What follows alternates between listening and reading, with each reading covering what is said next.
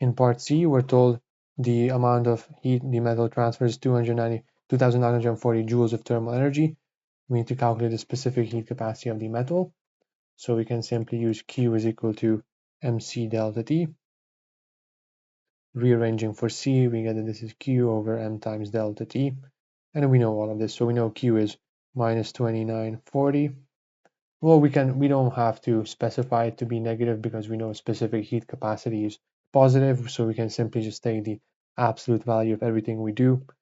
It doesn't really matter here because our change in temperature will then be negative. So this will be 98.1. And again, this will be in grams because we want our specific heat capacity in joules per grams. And then our change will be from 38.5 to 100. And this is where the negative will cancel out.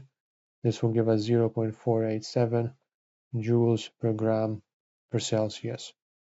And then in part D, in a second experiment, we supply the same amount of energy to the same mass, which has a specific capacity of 0.897, which is a larger specific heat capacity. And we need to state how the change in temperature will occur. So what we can say is that Q is going to be the same. So the new specific heat capacity is larger than 0.487.